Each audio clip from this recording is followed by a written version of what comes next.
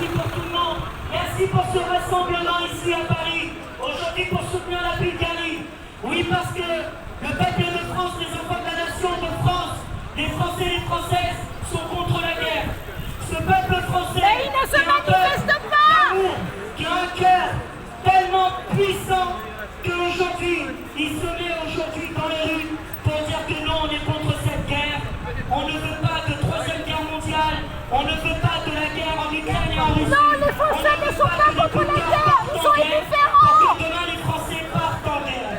On ne veut pas servir de chair pour messieurs les technocrates, ceux qui sont là milliardaires dans le monde, et on ne veut pas aller à la guerre pour faire plaisir à ces personnes qui dirigent dans le monde et qui veulent qu'une chose, pouvoir se ramasser plein les poches. Vendre des armes, ça rapporte.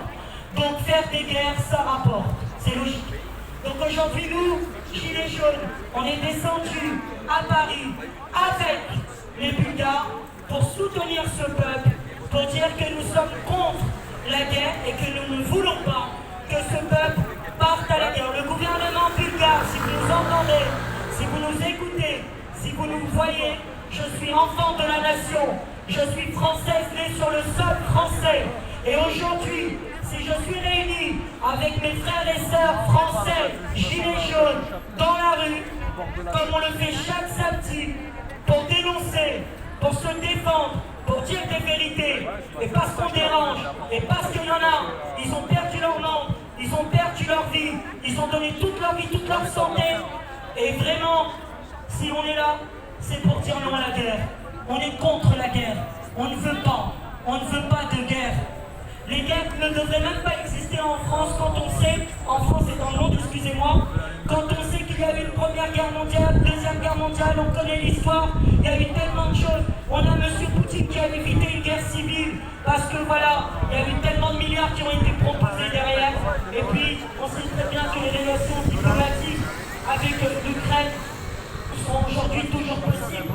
Sauf qu'il y a des personnes qui prennent un malin plaisir pour aller provoquer des guerres qui n'ont pas lieu d'être. Alors aujourd'hui, on voudrait nous cacher la vérité et nous laisser croire que tout se passe bien, qu'il n'y aura pas de troisième guerre mondiale. On n'est pas à l'abri d'une troisième guerre mondiale.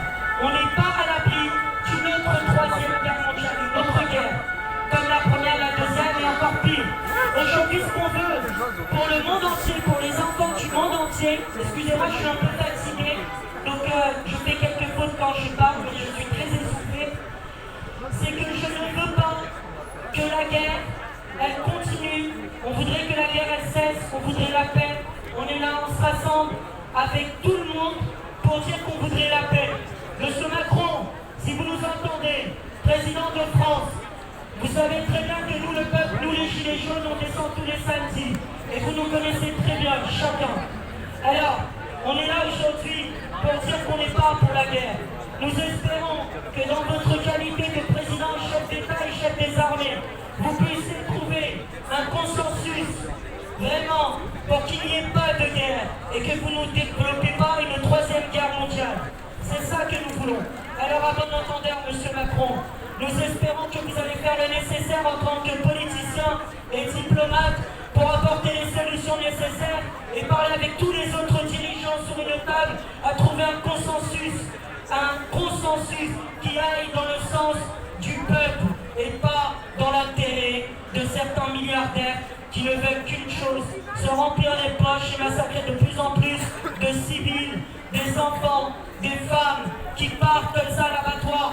Des enfants qui sont morts, tués par des bombes, par des obus, des familles détruites, des habitations détruites.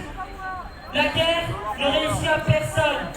Et dans la guerre, tout le monde est perdant, il n'y a aucun gagnant. Pourquoi aujourd'hui on devrait assister à autant de massacres? Pourquoi on devrait nous faire montrer autant de massacres alors que normalement, Normalement, le monde, depuis plus de 40 ans, s'est développé. Et normalement, aujourd'hui, on ne devrait pas assister à ce que nos grands-pères ont eu, ce que nos grands-pères ont vu, les guerres mondiales. Il y a eu la guerre avec l'Allemagne, Seconde Guerre mondiale. On pensait que c'était terminé. Aujourd'hui, voudraient ces personnes milliardaires nous provoquer des guerres avec la Russie et puis aller chercher la Chine.